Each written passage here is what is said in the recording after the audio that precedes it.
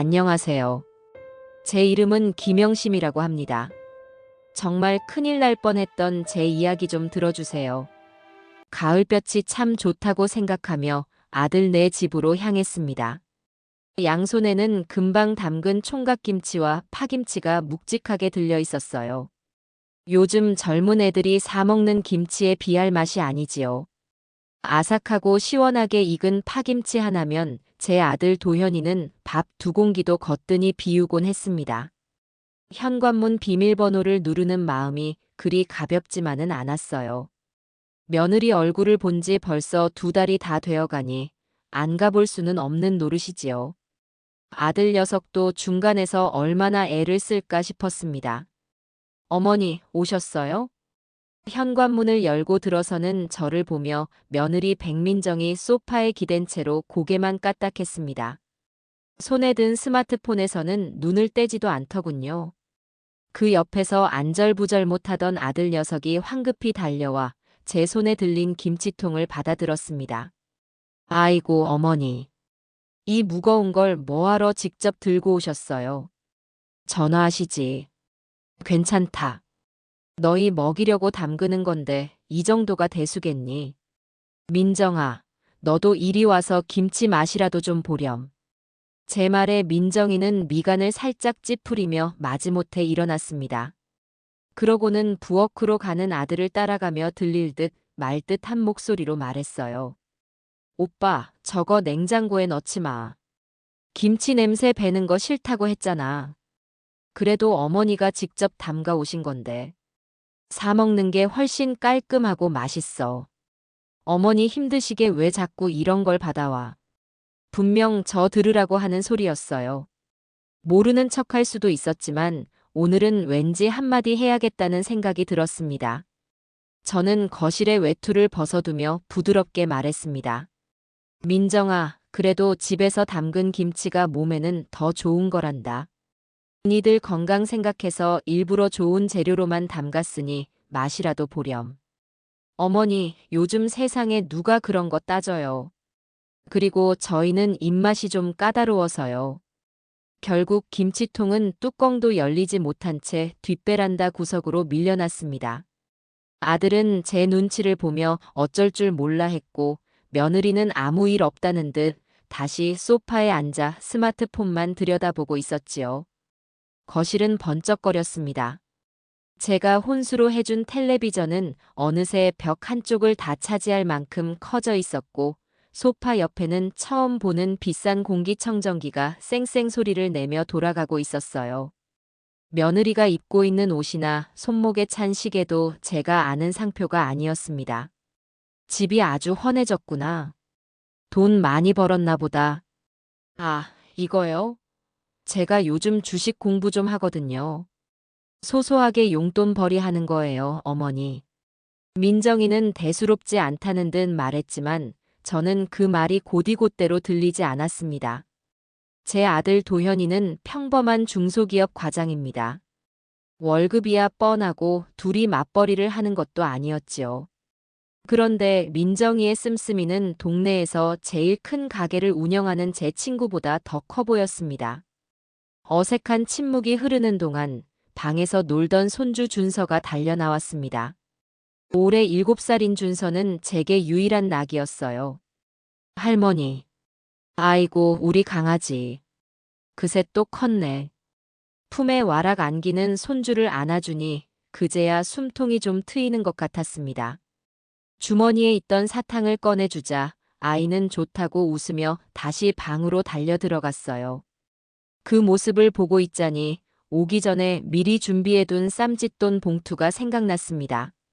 시장에서 옷 장사하며 푼푼히 모아둔 돈이었어요. 손주 녀석 초등학교 입학하면 좋은 책가방이라도 사주라고 보태주고 싶었지요.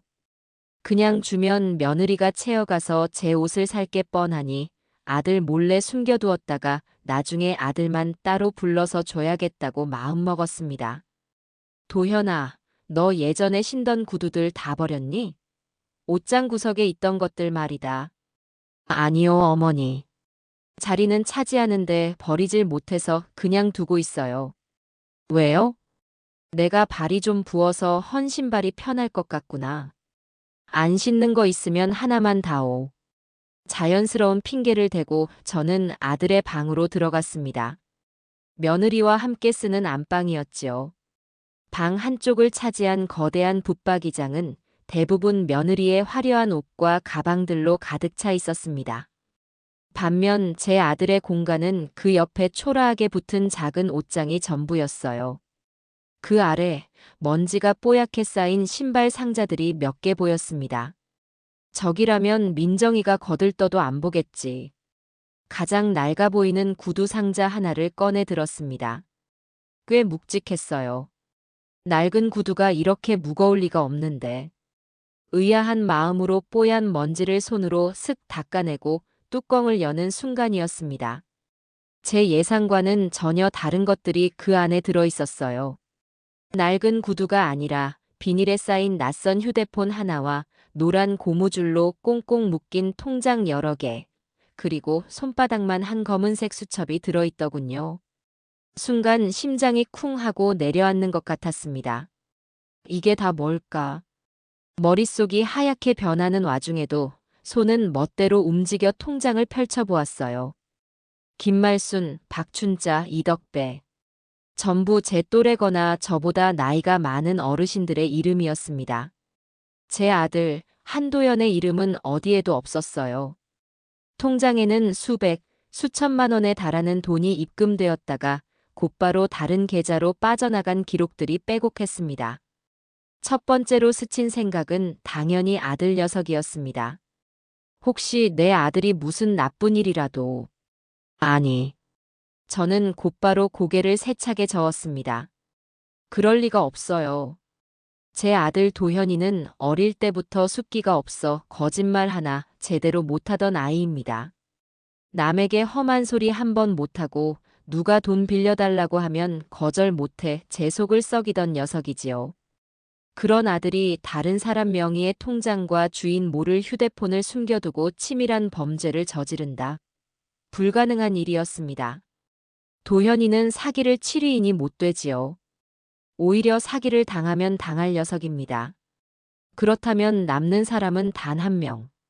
머릿속에서 퍼즐 조각이 맞춰지듯 하나의 얼굴이 떠올랐습니다. 바로 며느리 백민정이었습니다. 소소하게 용돈 벌이하는 거예요, 어머니. 조금 전 거실에서 아무렇지 않게 내뱉던 며느리의 목소리가 귓가에 울리는 듯 했어요. 소소한 용돈 벌이가 이런 것이었을까요?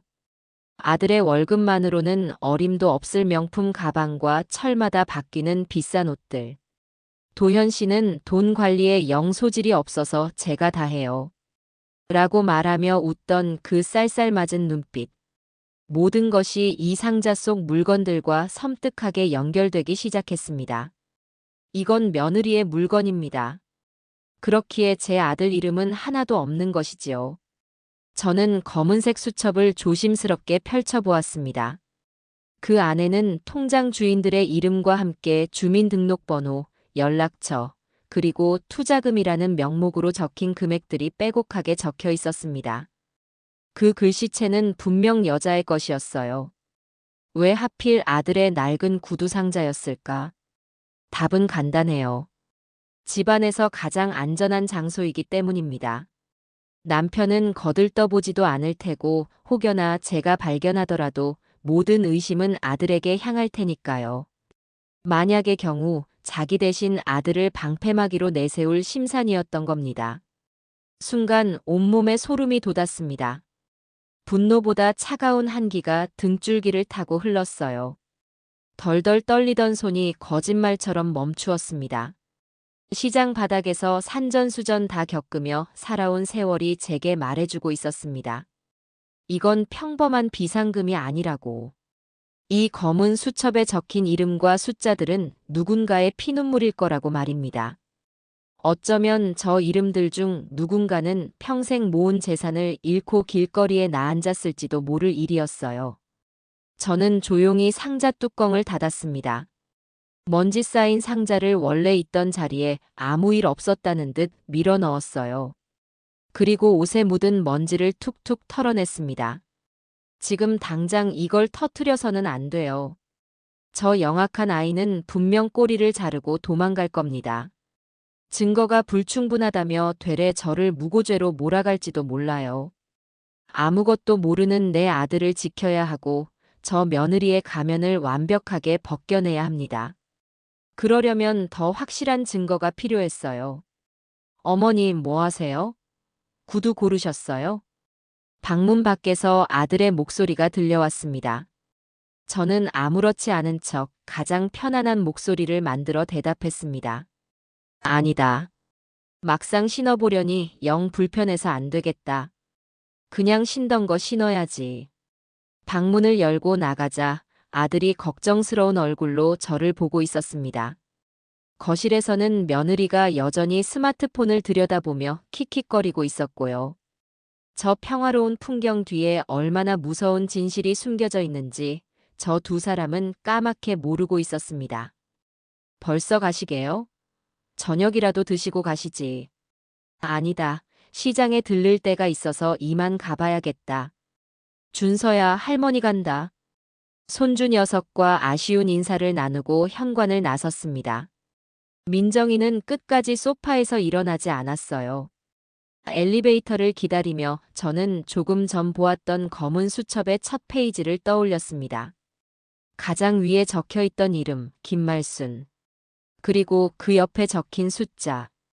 제 머릿속에 그 이름 석자가 깊이 새겨졌습니다. 이제부터 시작이었어요.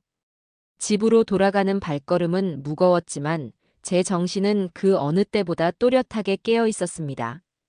그날 밤 저는 뜬 눈으로 밤을 지새웠습니다. 천장에 매달린 낡은 형광등만 멍하니 바라보며 수만 가지 생각을 했어요. 머릿속에서는 아들의 낡은 구두 상자가 계속해서 열렸다 닫히기를 반복했습니다. 비닐에 쌓인 휴대폰, 주인 모를 통장들, 그리고 빼곡하게 이름과 숫자가 적힌 그 검은 수첩. 모든 것이 제 아들의 인생을 통째로 집어삼킬지 모르는 시한폭탄처럼 느껴졌습니다. 뜬 눈으로 밤을 새우고 나니 새벽동이 트더군요. 동네 목욕탕에 가서 찬물로 세수를 하고 정신을 차렸습니다. 분노에 휩싸여 이를 그르칠 수는 없었어요. 시장 바닥에서 잔뼈가 굵은 세월이 제게 가르쳐 준 것이 있다면 그건 바로 성급하게 움직이면 반드시 진다는 것이었습니다. 섣불리 며느리를 추궁했다가는 뱀처럼 빠져나가 버릴 게 뻔했어요. 증거를 없애고 오히려 저를 아들과 이간질하는 이상한 시어머니로 몰아갈지도 모를 일이지요. 저는 아무 일도 없었다는 듯 평소처럼 시장에 나가 가게 문을 열었습니다. 하지만 장사에 통 집중할 수가 없었어요. 손님에게 옷을 팔면서도 머릿속은 온통 그 검은 수첩 생각뿐이었습니다. 어떻게 하면 그 수첩을 다시 볼 수 있을까? 어떻게 하면 저 영악한 아이의 꼬리를 잡을 수 있을까? 고민 끝에 저는 결심을 굳혔습니다. 호랑이를 잡으려면 호랑이 굴로 들어가야 하는 법이지요. 다음 날 오후, 저는 다시 아들네 집으로 향했습니다. 이번에는 빈손이었어요. 초인종을 누르자 어제와 마찬가지로 며느리가 귀찮다는 표정으로 문을 열어주었습니다. 어머니, 또 어쩐 일이세요? 연락도 없이. 민정아, 다름이 아니라 어제 와서 보니 신발장이 영 지저분하더구나. 니들이야 바빠서 신경 쓸 겨를이 있겠니. 내가 오늘 시간도 나고 해서 정리라도 좀 해줄까 하고 왔다. 제 말에 민정이는 의심스러운 눈초리로 저를 위아래로 훑어보았습니다.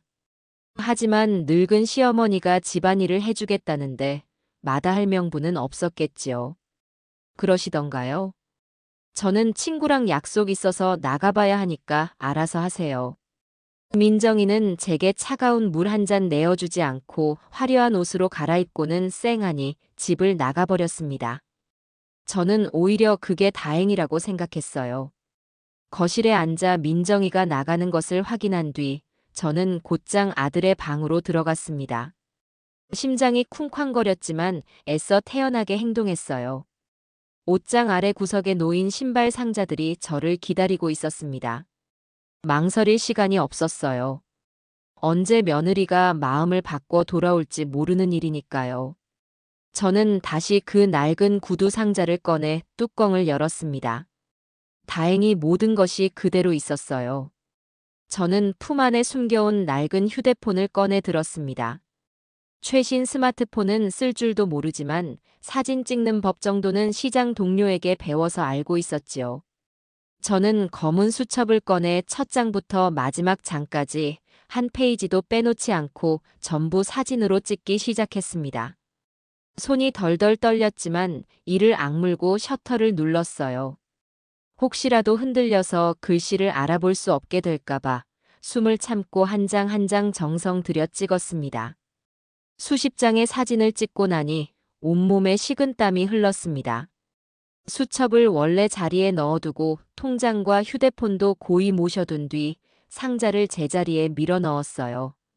그러고 나서야 저는 안도의 한숨을 내쉴 수 있었습니다.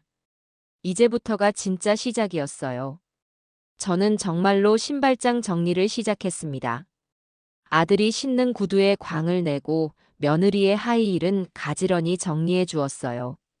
누가 보더라도 저는 그저 아들 내 집 살림을 거들어주는 평범한 시어머니일 뿐이었습니다. 1시간쯤 지났을까 일을 마치고 집을 나서려는데 아들에게서 전화가 걸려왔습니다. 어머니, 집에 오셨었다면서요? 민정이한테 들었어요. 힘들게 뭐하러 그런 걸 하세요? 아니다. 몸이 근질근질해서 운동 삼아 한 거다. 너 퇴근하면 맛있는 거나 사 먹어라. 저는 제 아들이 이 모든 사실을 알게 되었을 때 얼마나 큰 충격을 받을지 상상조차 하기 싫었습니다. 아들을 위해서라도 그리고 이름 모를 피해자들을 위해서라도 이 일은 제가 마무리해야 했습니다. 집으로 돌아온 저는 돋보기를 꺼내 들고 휴대폰 속에 담긴 사진들을 하나하나 뜯어보기 시작했습니다. 수첩에는 20명이 넘는 사람들의 이름과 개인정보, 그리고 적게는 500만 원에서 많게는 1억 원이 넘는 돈이 투자금이라는 명목으로 적혀 있었어요. 그 이름들은 대부분 제 또래의 노인들이었습니다. 다음 날부터 저의 조용한 수사가 시작되었습니다. 저는 매일같이 다니던 노인 복지관에 나갔습니다. 평소처럼 할머니들과 화투도 치고 시시콜콜한 이야기를 나누면서도 제 귀는 늘 다른 곳을 향해 있었어요. 혹시 이 동네에 김말순이라고 아는 분 계셔요? 나이가 73쯤 되셨다는데. 제가 넌지시 묻자 화투패를 내려놓던 한 할머니가 아는 체를 했습니다. 김말순? 알지. 저기 개나리 아파트 살던 양반. 작년에 아들네로 들어간다고 이사 갔잖아. 왜 그 양반은 뭐하러 찾아? 아니요. 그냥 예전에 시장에서 몇 번 뵌 것 같아서요. 참 인상이 좋으셨는데. 저는 아무렇지 않게 둘러대며 다른 이름들을 수소문하기 시작했습니다. 시장 상인들에게도 물어보았어요. 평생을 같은 동네, 같은 시장에서 장사해온 저의 인맥은 꽤나 넓고 깊었습니다. 며칠 동안 발품을 판 결과 수첩에 적힌 이름 중 몇몇의 행방을 어렴풋이 알게 되었습니다. 그들은 대부분 자식들에게 짐이 되기 싫어 작은 연금이나 평생 모은 쌈짓돈으로 노후를 보내던 평범한 어르신들이었어요. 그러던 중 저는 가슴 아픈 소식을 하나 듣게 되었습니다. 수첩 명단에 있던 이덕배 할아버지에 대한 이야기였어요. 저와 같은 시장에서 채소 장사를 하던 박 씨에게서 들은 이야기였습니다. 영심이 언니 혹시 저 건너편에 살던 이덕배 할아버지 알아? 얼마 전에 돌아가셨다잖아. 돌아가셔? 왜 몸이 안 좋으셨나? 몸이 아픈 게 아니라 쯧쯧 말도 마. 듣자 하니 어디다 투자를 잘못해서 평생 모은 돈을 몽땅 날렸다는 거야. 상가 보증금까지 빼서 넣었다는데 그게 다 사기였던 거지. 그걸 비관해서 스스로 목숨을. 박 씨의 말을 듣는 순간 제 머리를 망치로 얻어맞은 듯 띵했습니다. 검은 수첩에 적혀있던 이덕배라는 이름과 그 옆에 적힌 1억 5천이라는 숫자가 눈앞에 아른거렸어요. 온몸의 피가 차갑게 식는 것 같았습니다. 이건 단순한 사기가 아니었어요. 사람의 목숨을 앗아가는 끔찍한 범죄였습니다. 제 며느리 백민정은 그저 사치스러운 아이가 아니라 사람의 피를 빨아먹고 사는 악마였던 겁니다. 저는 그날 가게 문을 일찍 닫고 집으로 돌아왔습니다. 분노로 온몸이 부들부들 떨렸어요. 당장이라도 아들 내 집으로 달려가 며느리의 머리채를 잡고 모든 것을 실토하라고 소리치고 싶었습니다. 하지만 저는 가까스로 이성을 붙잡았습니다. 지금 제가 감정적으로 행동하면 모든 것을 망치게 될 거예요. 이덕배 할아버지의 억울한 죽음을 헛되게 만들 수는 없었습니다. 그날 이후 저는 더욱더 치밀하게 움직이기 시작했습니다. 이제는 확신이 들었어요. 며느리 백민정은 노인들만을 노리는 전문적인 금융 사기 조직의 일원일 가능성이 높았습니다. 그리고 그 검은 수첩은 피해자들의 명단이자 며느리의 범죄를 입증할 가장 확실한 증거였지요. 저는 제 아들이 이 끔찍한 범죄에 연루되었을 리는 없다고 굳게 믿었습니다.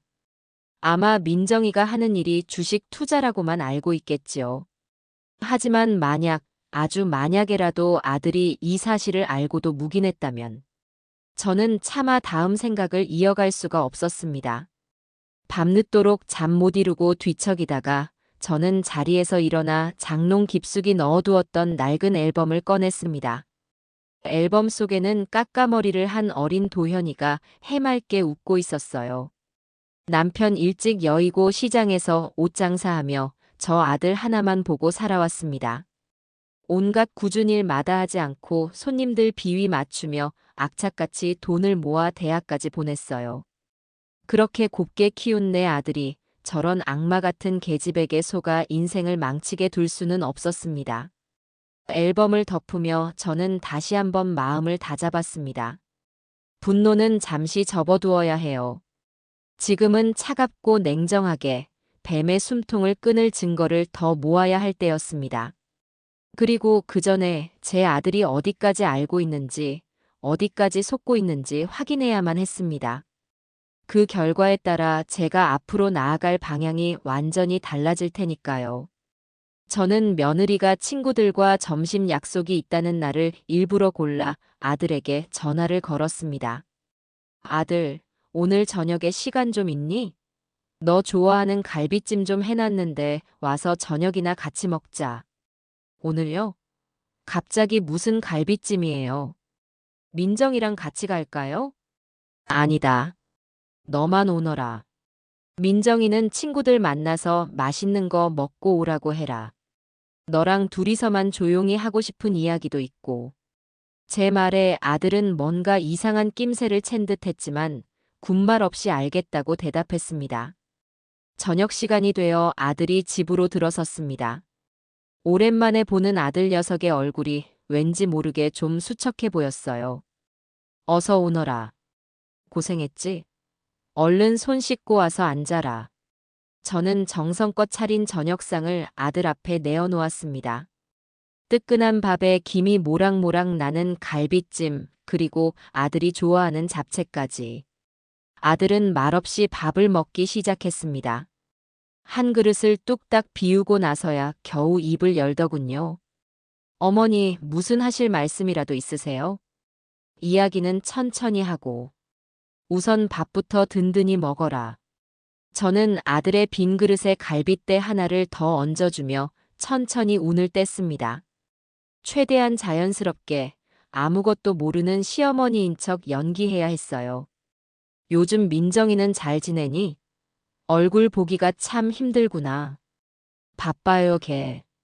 맨날 컴퓨터 앞에 앉아서 주식 들여다보고 경제 뉴스 챙겨보느라 정신없어요. 그래. 주식으로 돈을 잘 버는 모양이더라. 지난번에 보니 입고 있는 옷이나 가방이 다 예사롭지 않던데. 네 월급만으로는 힘들 텐데 무슨 돈으로 그렇게 하고 다니는 거니? 제 질문에 아들의 얼굴에 화색이 돌았습니다. 마치 기다렸다는 듯이 신이 나서 아내 자랑을 늘어놓기 시작했어요. 어머니는 모르셔도 돼요. 민정이가 그런 쪽에 완전 귀재예요. 처음에는 소액으로 시작했는데 하는 것마다 대박이 터지더라고요. 저도 민정이 덕분에 요즘 어깨 펴고 다닌다니까요. 친구들이 다들 부러워해요. 와이프 잘 뒀다고. 주식이라는 게 그렇게 쉬운 게 아닐 텐데. 하루아침에 대박이 터지는 게 어디 있겠니? 세상에 공도는 없는 법이다. 저는 일부러 아들의 흥을 깨는 말을 던졌습니다. 아들의 반응을 보고 싶었어요. 제 걱정스러운 충고에 아들은 잠시 숟가락질을 멈추고 저를 쳐다보았습니다. 그의 눈에는 고마움이 아니라 답답함과 짜증이 섞여 있었어요. 어머니는 옛날 분이라 잘 모르셔서 그래요. 요즘은 세상이 달라졌어요. 정보만 빠르면 앉은 자리에서도 큰 돈을 벌 수 있는 시대라고요. 민정이가 얼마나 똑똑한데요. 어머니가 생각하는 그런 위험한 투자가 아니에요. 다 안전하고 확실한 정보가 있는 곳에만 투자하는 거니까 걱정 마세요. 아들은 완전히 며느리의 거짓말에 세뇌되어 있었습니다. 아내를 향한 맹목적인 믿음이 그의 눈과 귀를 모두 가리고 있었지요. 저는 깊은 실망감과 함께 한편으로는 안도감을 느꼈습니다. 다행히 제 아들은 공범이 아니라 첫 번째 피해자에 가까웠습니다. 저 영악한 계집에게 철저히 속아 넘어가 아내의 범죄 자금을 대주는 셔틀 노릇을 하고 있는 셈이었지요. 그래, 네 아내가 똑똑하다니 다행이다만 그래도 늘 조심해야 한다. 버는 게 있으면 잃는 게 있는 법이고 쉽게 번 돈은 쉽게 나가는 법이거든. 너희 아버지도 살아생전에 늘 그렇게 말씀하셨다. 알았어요, 어머니. 제가 알아서 할게요. 그런 걱정은 마세요. 아들은 제 말을 잔소리로 여기는 듯 귀찮다는 표정을 숨기지 않았습니다. 더 이상 대화를 이어가는 것은 무의미해 보였어요. 아들의 마음에 의심의 씨앗을 심어줄 결정적인 한 방이 필요했습니다. 식사를 마치고 과일을 내어주며 저는 짐짓 무심한 척 마지막 질문을 던졌습니다. 그런데 도현아, 너 혹시 집에 못 보던 휴대폰이나 네 이름이 아닌 다른 사람 통장 같은 건 없니? 제 말에 과일을 깎던 아들의 손이 순간 멈칫했습니다. 아주 찰나의 순간이었지만 저는 그 미세한 변화를 놓치지 않았어요. 아들은 애써 태연한 척 되물었습니다. 네, 그게 무슨 말씀이세요? 그런 게 집에 왜 있어요? 아니, 그냥. 워낙 세상이 흉흉해서 말이다. 너도 알지 않니? 요즘 전화로 사람들 속여서 돈 뜯어내는 나쁜 놈들이 얼마나 많은지. 그런 범죄자들이 남의 통장이랑 주인 없는 휴대폰을 쓴다고 하더구나. 저는 아들의 눈을 똑바로 쳐다보며 말을 이었습니다. 아무리 실력 좋은 투자 전문가라고 해도 남의 통장이랑 대포폰 써가면서 투자하지는 않는단다. 그건 투자가 아니라 사기꾼들이나 하는 짓이지. 너는 그런 거에 휘말리면 절대 안 된다. 알겠니? 제 말이 끝나자 아들의 얼굴이 하얗게 질려가는 것이 보였습니다. 그는 아무 대답도 하지 못하고 그저 마른 침만 꿀꺽 삼킬 뿐이었어요. 아들의 마음속에 제가 던진 의심의 돌멩이가 정확히 떨어져 파문을 일으키기 시작한 겁니다. 그는 분명 무언가 짚히는 것이 있었을 거예요. 아내가 왜 자신 몰래 다른 휴대폰을 하나 더 가지고 있는지, 왜 가끔씩 낯선 이름의 사람들에게서 온 입금 문자를 황급히 지우는지, 그동안 애써 외면해왔던 작은 의심들이 고개를 들기 시작했을 겁니다. 저는 더 이상 아들을 몰아붙이지 않았습니다. 이쯤이면 충분했어요. 이제 남은 것은 아들 스스로 아내의 실체를 확인하고 무너져 내리는 일뿐이었습니다. 그 과정이 얼마나 고통스러울지 알기에 마음이 아팠지만 언젠가는 반드시 겪어야 할 성장통 같은 것이었지요. 아들은 그날 밤 무슨 생각을 하는지 알 수 없는 무거운 표정으로 집을 나섰습니다. 저는 현관문 앞에서 아들의 등을 말없이 바라보았어요. 비틀거리는 아들의 뒷모습이 유난히 위태로워 보였습니다. 제 아들은 이제 곧 아내라는 이름의 달콤한 환상에서 깨어나 차갑고 잔인한 현실과 마주하게 될 겁니다. 저는 그저 아들이 그 모든 것을 감당하고 올바른 선택을 하기를 기도할 뿐이었습니다. 그리고 저는 저대로 제가 해야 할 다음 일을 준비해야 했습니다. 바로 검은 수첩 속 첫 번째 이름, 김말순 할머니를 찾아 나서는 것이었지요. 아들의 마음에 의심의 씨앗을 심어 놓은 다음 날, 저는 곧바로 행동에 나섰습니다. 이제는 며느리의 범죄를 입증할 구체적인 증거와 피해자들의 증언을 확보해야 했어요. 휴대폰에 찍어둔 수첩 사진을 다시 한번 훑어보았습니다. 그 중에서도 저는 가장 먼저 적혀 있던 이름, 김말순 할머니를 찾아야겠다고 마음먹었습니다. 노인복지관에서 들었던 대로 개나리 아파트 근처를 수소문하기 시작했어요. 낡은 아파트 단지 경비실에 들러 음료수 한 병을 건네며 넌지시 여쭈었습니다.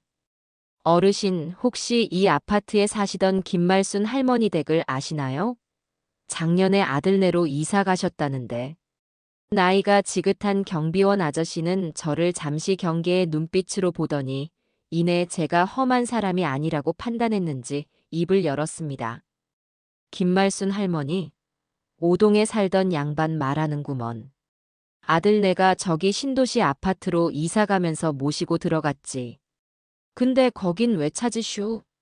제가 예전에 그분께 신세를 진 일이 있어서요. 늦게나마 감사 인사라도 드리고 싶은데 연락처를 잃어버려서요. 저는 미리 준비해둔 거짓말을 둘러댔습니다. 경비원 아저씨는 더 이상 묻지 않고 아들네가 사는 아파트 이름과 동호수까지 친절하게 알려주었습니다. 정보를 얻은 저는 곧장 버스를 타고 신도시로 향했어요. 버스 창밖으로 스쳐 지나가는 풍경을 보며 김말순 할머니를 만나면 무슨 말부터 꺼내야 할지 머릿속으로 수십 번이나 되뇌었습니다. 당신이 사기를 당한 것 같으니 저와 함께 경찰서에 가자고 말해야 할까? 아니면 생각이 복잡했어요.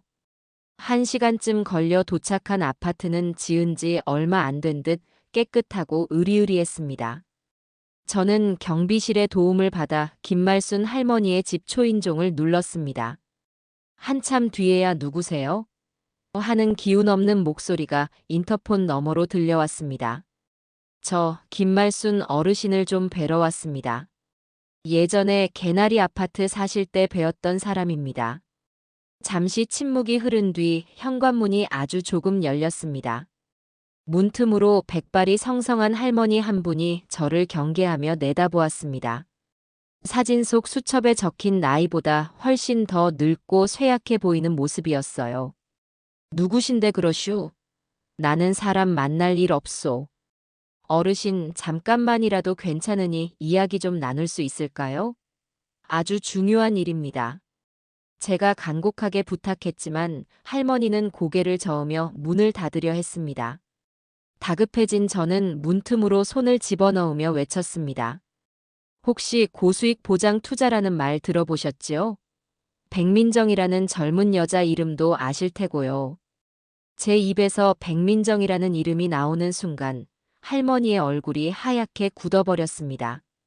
동공이 심하게 흔들리는 것을 저는 똑똑히 보았어요. 할머니는 저를 뿌리치고 황급히 문을 닫아버렸습니다. 쾅! 하고 닫히는 문 앞에서 저는 한동안 멍하니 서 있어야만 했습니다. 예상했던 반응이었지만 막상 이렇게 문전박대를 당하고 나니 가슴이 답답하고 막막했어요. 하지만 이대로 포기할 수는 없었습니다. 저는 그날부터 매일같이 할머니의 집을 찾아갔습니다. 문을 열어주지 않으면 저는 현관문 앞에 작은 쪽지와 따뜻한 음료수 한 병을 놓고 돌아왔습니다. 어르신, 혼자 힘들어하지 마세요. 저도 같은 아픔을 겪은 사람입니다. 함께 힘을 합치면 잃어버린 돈을 찾을 수 있습니다. 그렇게 며칠이 지났을까요? 그날도 저는 할머니 집 앞에서 서성이다 발길을 돌리려던 참이었습니다. 그때 등 뒤에서 잠깐만요. 하는 젊은 남자의 목소리가 들려왔습니다. 돌아보니 30대 후반으로 보이는 남자가 저를 복잡한 표정으로 바라보고 있었어요. 혹시 저희 어머니를 계속 찾아오시는 분이신가요? 네, 맞습니다. 제가 김말순 어르신의 아드님 되십니까? 남자는 고개를 끄덕였습니다. 그의 얼굴에는 피로와 분노, 그리고 슬픔이 뒤섞여 있었어요. 그는 저를 아파트 단지 벤치로 이끌었습니다. 그리고는 무겁게 입을 열었지요. 어머니께서 사기를 당하셨습니다. 평생 모으신 노후 자금 전부를요. 남자의 목소리는 떨리고 있었습니다. 그는 며칠 전 우연히 제 쪽지를 보고 모든 사실을 알게 되었다고 했습니다. 어머니는 자식들에게 짐이 되기 싫어 피해 사실을 꽁꽁 숨기고 혼자 소가리를 하고 계셨던 겁니다. 그가 끈질기게 추궁한 끝에야 어머니는 울면서 모든 것을 털어놓으셨다고 해요. 한 젊고 상냥한 여자가 접근해 원금이 보장되는 고수익 상품이 있다며 투자를 권유했고 평생 모은 1억 원을 전부 그 여자의 말만 믿고 송금했다는 것이었습니다. 그리고 그 돈은 흔적도 없이 사라져버렸지요. 그 여자 이름이 백민정이라고 하더군요. 남자는 주먹을 불끈 쥐며 말했습니다. 그의 눈에는 핏발이 서 있었어요.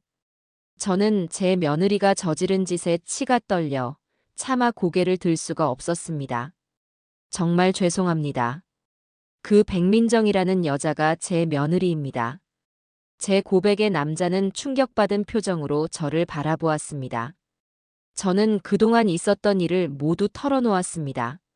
아들 내 집 신발장에서 우연히 발견한 검은 수첩 이야기부터 제가 왜 이렇게 피해자들을 찾아다니고 있는지까지. 제 이야기를 다 들은 남자는 한숨을 깊게 내쉬더니 제게 뜻밖의 말을 건넸습니다. 어머님, 저는 변호사 사무실에서 사무장으로 일하고 있습니다. 그의 이름은 박진우였습니다. 그는 어머니의 일이 터진 후 분노를 참지 못하고 가해자를 찾아내기 위해 혼자서 조사를 하고 있었다고 합니다. 그러던 차에 제가 나타난 것이지요. 어머님의 용기에 정말 감탄했습니다. 시어머니가 며느리의 죄를 밝히기 위해 이렇게 직접 나선다는 건 보통 결심으로는 불가능한 일입니다. 박 사무장은 제게 큰 힘이 되어 주었습니다. 그는 법률적인 지식을 바탕으로 우리가 앞으로 어떻게 움직여야 할지 명확하게 알려주었어요. 우선 더 많은 피해자들을 모아 집단으로 고소해야 힘이 실린다고 했습니다. 또한 백민정의 배후에 거대한 사기 조직이 있을 가능성이 높으니 섣불리 움직이지 말고 물증을 더 확실하게 모아야 한다고 조언했습니다. 그날 이후 저와 박 사무장은 한 팀이 되었습니다.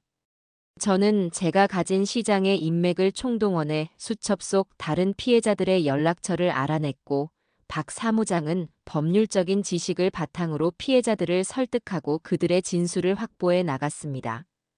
과정은 쉽지 않았습니다. 대부분의 피해자들은 김말순 할머니처럼 사기를 당했다는 수치심과 자식들에게 알려질 것에 대한 두려움 때문에 입을 열려고 하지 않았어요. 저는 그분들을 만날 때마다 제 이야기를 먼저 꺼냈습니다. 저는 그 사기꾼의 시험이 되는 사람입니다. 제 며느리가 여러분의 피 같은 돈을 훔쳐갔습니다. 제가 대신 사죄드립니다. 그리고 제가 반드시 그 아이를 제 손으로 잡아넣고 여러분의 돈을 되찾을 수 있도록 돕겠습니다. 제 진심 어린 사과와 간절한 설득에 얼어붙었던 피해자들의 마음이 조금씩 열리기 시작했습니다.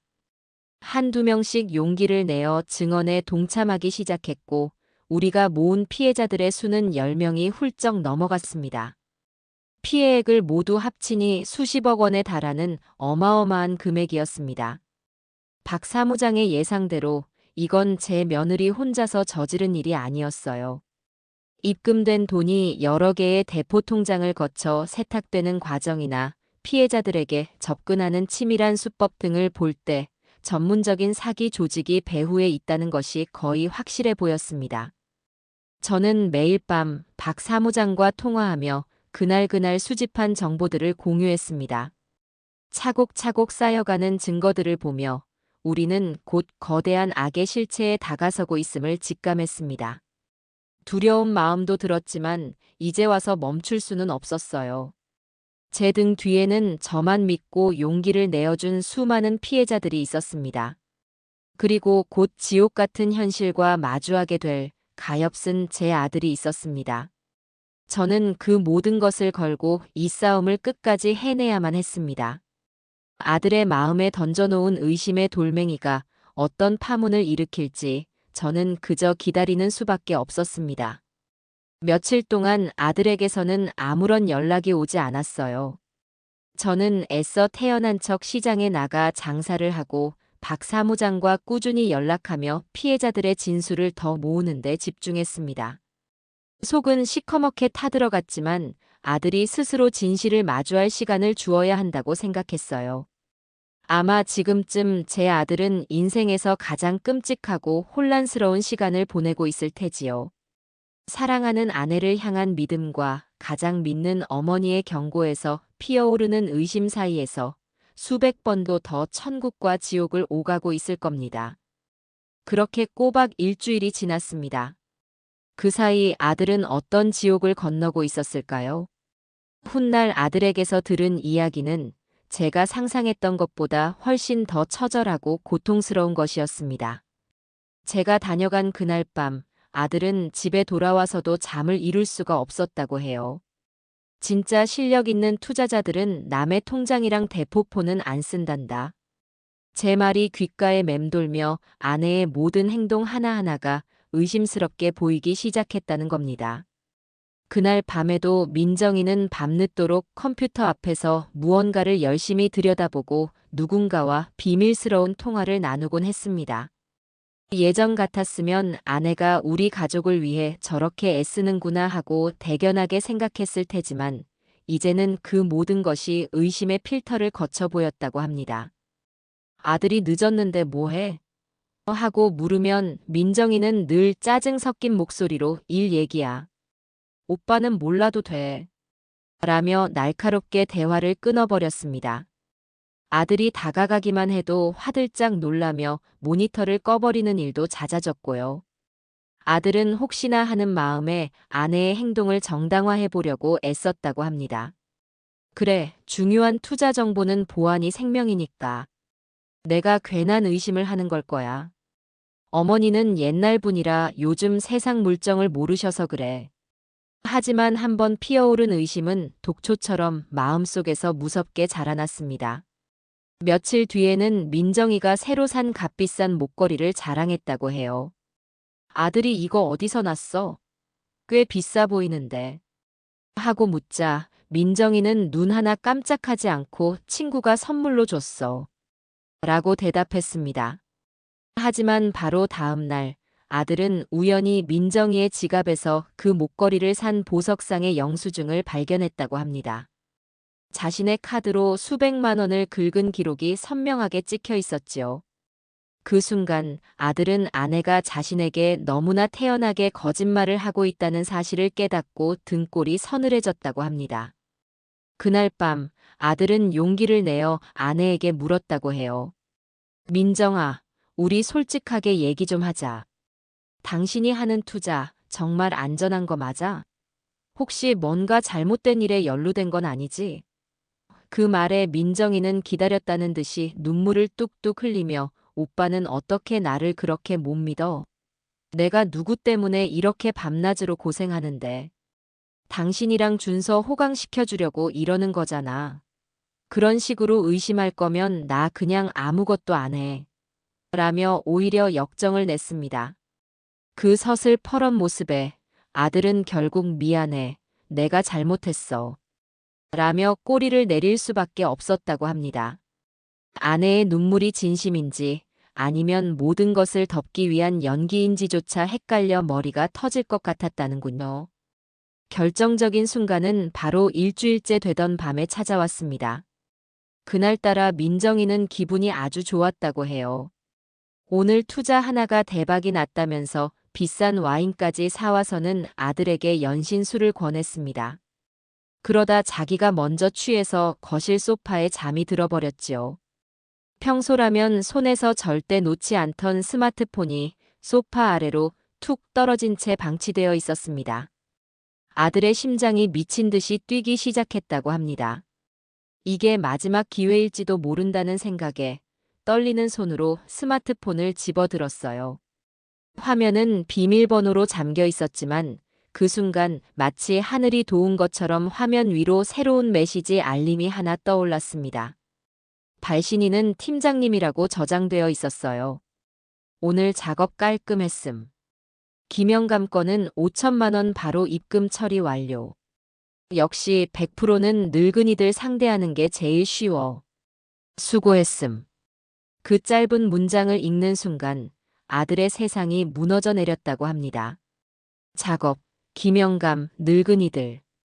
그 단어들이 의미하는 것은 명백했어요.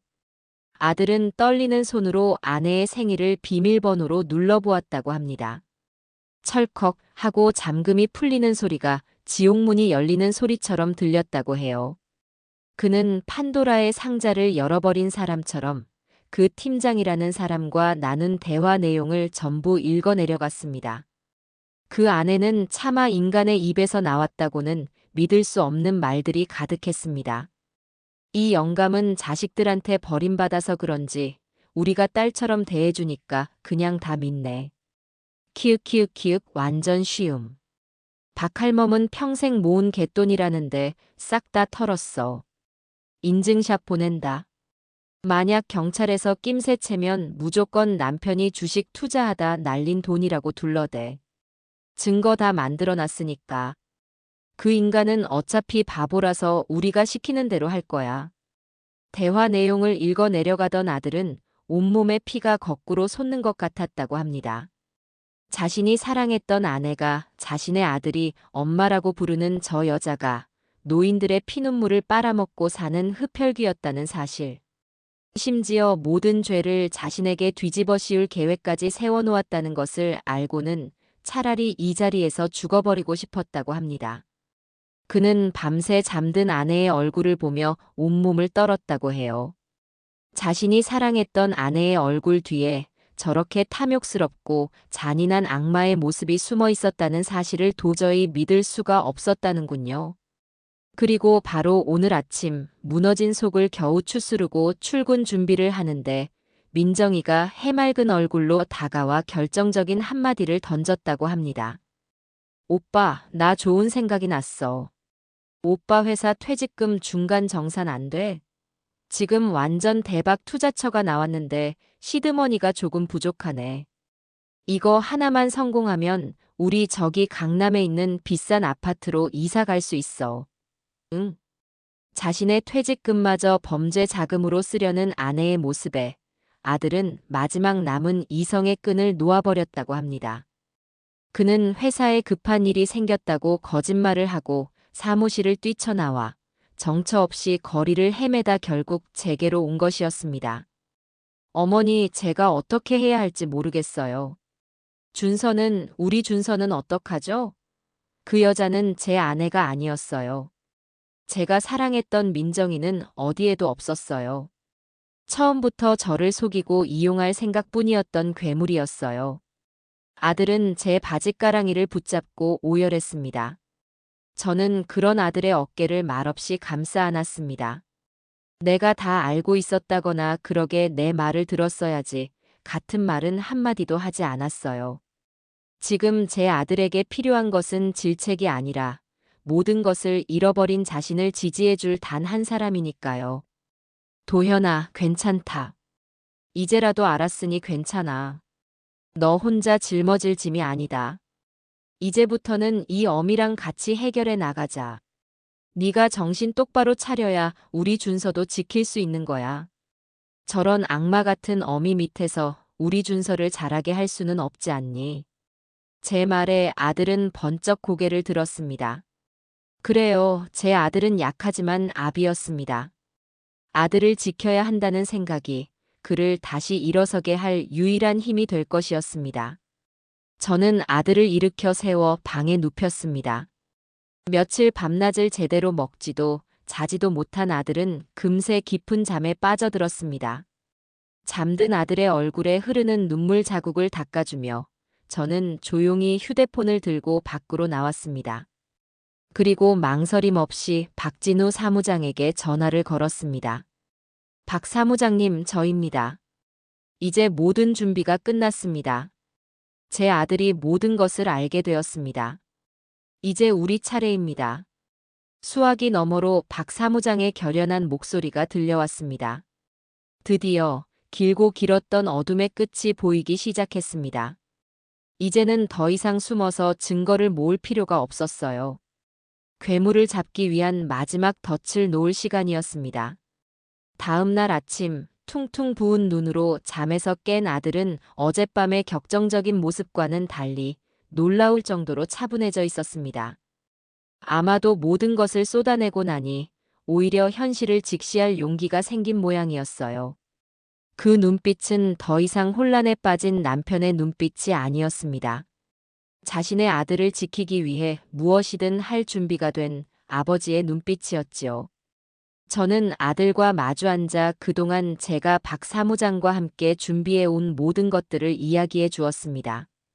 신발장 속 검은 수첩의 사진과 우리가 찾아낸 피해자들의 피 맺힌 진술서, 그리고 이덕배 할아버지의 비극적인 죽음에 대해서도요.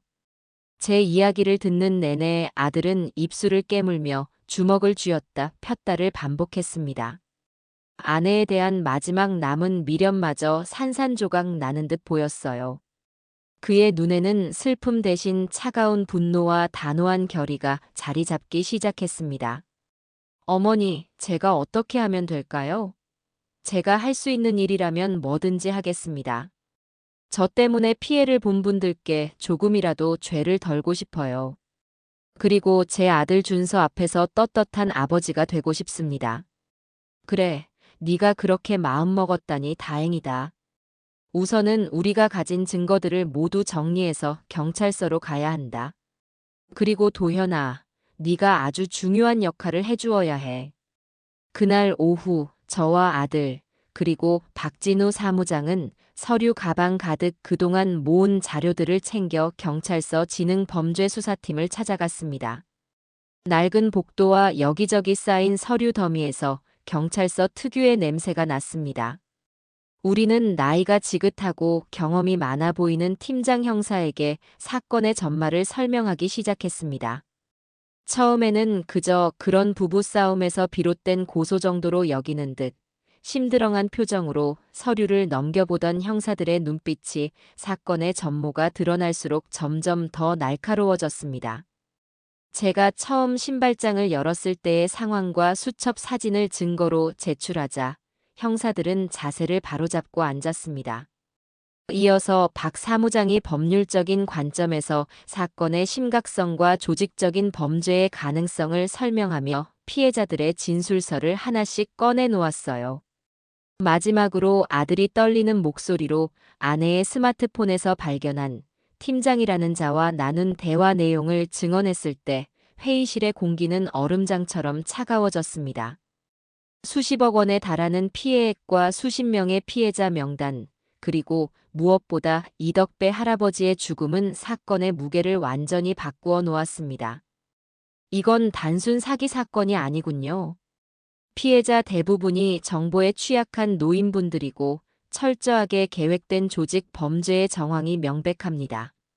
특히 사망 사건까지 연루되어 있으니 아주 죄질이 불량한 놈들입니다.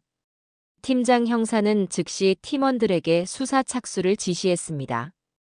그리고 우리에게 한 가지 제안을 했지요. 바로 함정 수사였습니다.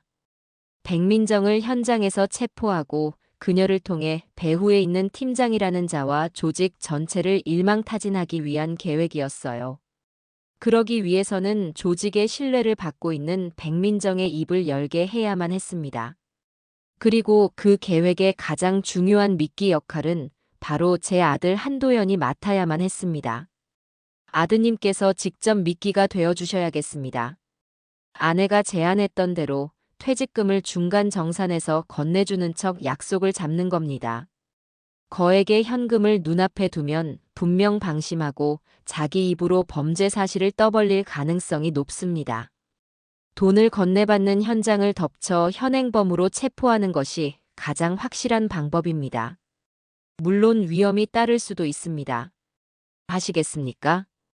팀장 형사의 질문에 아들은 한치의 망설임도 없이 고개를 끄덕였습니다. 하겠습니다. 제가 시작한 일이니 제 손으로 끝내야지요. 그날부터 경찰과의 긴밀한 공조가 시작되었습니다. 아들은 일단 집으로 돌아가 아무것도 모르는 척 평소처럼 행동해야 했습니다. 아내의 의심을 피하기 위해 오히려 더 살갑고 다정한 남편 연기를 해야만 했지요. 그것이 제 아들에게 얼마나 고통스러운 일일지 저는 차마 상상할 수도 없었습니다. 지옥과도 같은 집으로 제 아들을 다시 밀어넣는 제 마음은 갈기갈기 찢어지는 것 같았어요. 경찰서에서 돌아온 다음 날, 아들은 경찰들이 지켜보는 가운데 아내에게 전화를 걸었습니다. 저는 아들의 옆에서 떨리는 마음으로 그 통화를 함께 들었습니다. 아들은 놀라울 정도로 침착한 목소리로 연기를 해냈습니다. 그 목소리가 얼마나 떨리고 있었는지는 전화기를 쥔 아들의 손이 하얗게 질려 있는 것을 보고서야 알 수 있었습니다. 민정아, 나야. 너 지난번에 말했던 거 있잖아, 퇴직금. 내가 오늘 회사에 알아봤는데 중간 정산이 가능하대. 금액도 생각보다 꽤 커. 너 말대로 우리 이걸로 대박 한번 터뜨려 보자. 수화기 너머로 민정이의 흥분한 목소리가 들려왔습니다. 그 목소리에는 남편에 대한 걱정이나 고마움 따위는 한 점도 없었습니다. 오직 돈에 대한 탐욕만이 가득했어요. 정말? 진짜지, 오빠. 와, 역시 내 남편밖에 없다니까. 그럼 당장 신청해. 내가 기가 막힌 투자처를 알아봐 놨어. 이번 거는 정말 확실해. 성공하면 수수료도 엄청나다고. 아들은 민정이와 돈을 전달할 날짜와 장소를 정했습니다. 민정이는 자신의 성공을 과시하고 싶었는지 시내에서 가장 비싼 호텔의 카페에서 만나자고 먼저 제안했습니다. 모든 것이 경찰이 계획한 대로 순조롭게 진행되고 있었어요. 약속한 날짜까지 남은 3일은 제 인생에서 가장 길고 잔인한 시간이었습니다. 아들은 매일 밤 지옥으로 퇴근해야 했습니다. 자신의 인생을 망가뜨린 원수와 한 식탁에서 밥을 먹고 한 침대에서 등을 돌리고 잠을 자야 했지요. 아들은 나중에 말했습니다. 잠든 민정이의 숨소리를 들을 때마다 목을 조르고 싶은 충동을 간신히 억눌렀다고요. 한 번은 아들 준서가 엄마 아빠 사랑해요. 라며 두 사람을 꼭 껴안았다고 합니다. 그 순간 아들은 가슴이 무너져 내리는 것 같았다고 해요. 이 순진한 아이에게서 저 악마 같은 엄마를 어떻게 떼어내야 할지 눈앞이 캄캄했다고 합니다. 약속 전날 밤 아들이 몰래 집을 빠져나와 저를 찾아왔습니다. 아들의 얼굴은 반쪽이 되어 있었어요. 어머니, 민정이가 오늘 저녁에 파티를 했어요. 자기가 곧 강남에 아파트를 사게 될 거라면서요. 제 퇴직금으로 다른 사람들의 피눈물로 잔치를 벌이고 있더군요. 아들은 끓어오르는 분노를 간신히 억누르며 말했습니다. 그는 민정이가 차려준 마지막 만찬을 독약을 씹는 심정으로 삼켰다고 합니다. 아내는 아무것도 모른 채 이 돈만 불리면 우리 준서 유학도 보내고 어머니한테도 용돈 팍팍 드릴 수 있어. 그 같은 뻔뻔한 소리를 짓거렸다고 해요. 그 위선적인 모습에 구역질이 치밀어 올랐지만 아들은 끝까지 웃는 얼굴을 유지했다고 합니다. 모든 것을 끝내기 위한 마지막 인내였지요. 내일이면 이 모든 지옥이 끝나는 거 맞죠, 어머니? 저는 말없이 아들의 지친 어깨를 토닥여 주었습니다. 제 아들은 이미 상상할 수 없는 고통을 이겨내고 있었습니다. 아내에 대한 배신감과 아들에 대한 미안함, 그리고 피해자들에 대한 죄책감이 뒤섞여 그 여린 어깨를 얼마나 무겁게 짓누르고 있을까요? 그래, 아들아. 내일이면 다 끝난다. 그리고 새로운 시작을 하는 거야. 이 어미가 옆에서 꼭 지켜줄게. 우리는 말없이 서로를 마주 보았습니다.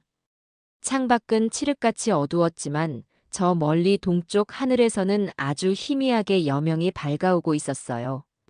길고 길었던 밤이 끝나가고 심판의 아침이 다가오고 있었습니다. 심판의 날 아침이 밝았습니다. 하늘은 무심하게도 구름 한 점 없이 맑고 푸르렀어요. 저와 박 사무장은 이른 아침부터 경찰서로 가 작전을 지휘하는 팀장 형사와 함께 상황실에 마련된 작은 방에서 대기했습니다. 커다란 모니터에는 호텔 카페 내부를 비추는 여러 각도의 CCTV 화면과 아들의 옷 단추에 부착된 초소형 카메라가 전송하는 영상이 실시간으로 떠 있었습니다. 제 심장은 금방이라도 터져 나올 것처럼 세차게 뛰었지만 저는 애써 두 손을 마주 잡고 마른 입술을 깨물며 평정을 유지하려 노력했습니다. 작전이 시작되기 전 아들은 형사들의 도움을 받아 온몸에 도청 장비를 부착했습니다. 셔츠 단추는 카메라였고 허리띠는 녹음기였습니다. 아들을 전쟁터에 내보내는 어미의 심정이 이러할까요? 저는 차마 아들의 얼굴을 똑바로 쳐다볼 수가 없었습니다. 어머니, 걱정 마세요. 저 잘할 수 있어요. 오히려 아들이 담담한 얼굴로 저를 위로했습니다. 그 얼굴을 보니 마음이 더욱 미어졌습니다. 약속 시간이 다가오자 아들이 먼저 자리에서 일어났습니다. 말끔한 정장을 차려입었지만 굳어있는 표정은 감출 수가 없었어요. 아들의 손에는 경찰이 준비한 가짜 돈다발이 든 묵직한 서류 가방이 들려 있었습니다. 아들은 창가 쪽 자리에 앉아 마른 입술을 축이며 초조하게 아내를 기다렸습니다. 카페 안에는 손님으로 위장한 사복 형사들이 네댓 명 흩어져 앉아 신문을 보거나 노트북을 들여다보며 모든 상황을 예의주시하고 있었지요. 저와 박 사무장, 그리고 팀장 형사는 숨을 죽인 채 모니터 화면에서 눈을 떼지 못했습니다. 약속 시간이 정확히 되자 카페 문이 열리며 백민정이 모습을 드러냈습니다. 머리부터 발끝까지 마치 잡지에서 튀어나온 모델처럼 값비싼 명품으로 치장한 모습은 이곳에 있는 그 누구보다도 화려하고 당당해 보였습니다.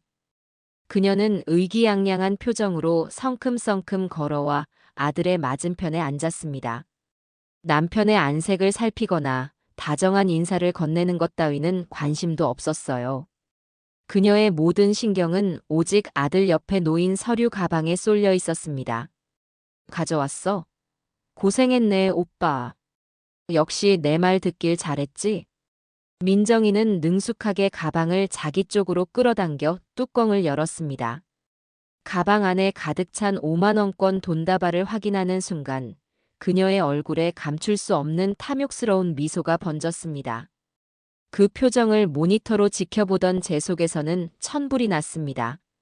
저 돈이 진짜 돈이 아니라는 사실이 천만다행이라는 생각마저 들었어요. 저 돈이 진짜였다면 또 다른 누군가의 피눈물이 되었을 테니까요. 돈을 확인한 민정이는 만족스러운 듯 가방을 닫았습니다. 그리고는 짐짓 전문가 행세를 하며 아들에게 이것저것 지시하기 시작했습니다. 이 돈은 일단 내 계좌로 바로 넣으면 안 돼. 몇 군데 거쳐서 깨끗하게 만들어야 하거든. 오빠는 그냥 나만 믿고 있으면 되는 거야. 알았지? 그때 아들이 경찰과의 약속대로 마지막 미끼를 던졌습니다. 그의 목소리는 소형 마이크를 통해 떨림까지 생생하게 저희에게 전달되었습니다. 민정아, 근데 정말 아무 문제 없는 거 맞지? 당신이 하는 일이 혹시 법에 걸리거나 하는 건 아니지? 갑자기 좀 무서워지네. 내 전 재산이나 다름없는데. 아들의 걱정스러운 말에 민정이는 한심하다는 듯 콧방귀를 뀌었습니다. 그리고는 주변을 한번 휙 둘러보더니 승리감에 도취된 표정으로 목소리를 낮춰 의기양양하게 속삭였어요. 그녀의 입에서 나온 말은 지켜보던 모든 사람들을 경악하게 만들기에 충분했습니다. 그녀 스스로 자신의 무덤을 파는 소리였지요. 오빠는 걱정 좀 그만해. 내가 하는 일에 의심 좀 갖지 말라니까. 뭐, 그게 뭐 별거야? 걸리지만 않으면 장땡이지. 그리고 내가 상대하는 사람들은 다 늙고 힘없는 영감탱이들이야. 인터넷도 할 줄 몰라. 자식들은 멀리 살아. 우리가 딸처럼 살갑게 대해주면서 조금만 바람 넣으면 평생 모은 돈도 그냥 갖다 바친다니까. 걔들은 은행보다 내 말을 더 믿어. 평생 밭이나 메고 시장에서 장사나 하던 사람들이 뭘 알겠어. 그냥 자식들한테 용돈이라도 벌어주겠다는 말에 홀랑 넘어온다고. 완전 땅 짚고 헤엄치기야. 바로 그 순간이었습니다. 팀장 형사가 옆에 있던 무전기에 나지막이 하지만 얼음처럼 차가운 목소리로 명령을 내렸습니다. 지금 들어가. 그 말이 떨어지기 무섭게 카페 안에 앉아있던 사복 형사들이 일제히 자리에서 일어났습니다. 한 명은 민정이의 뒤로, 다른 한 명은 옆으로 순식간에 다가가 그녀의 양팔을 붙잡았습니다. 갑작스러운 상황에 민정이는 비명을 지를 새도 없이 얼어붙었습니다. 백민정 씨, 당신을 사기 및 유사수신 행위의 규제에 관한 법률 위반 혐의로 현장에서 체포합니다. 당신은 변호사를 선임할 수 있으며 묵비권을 행사할 수 있습니다.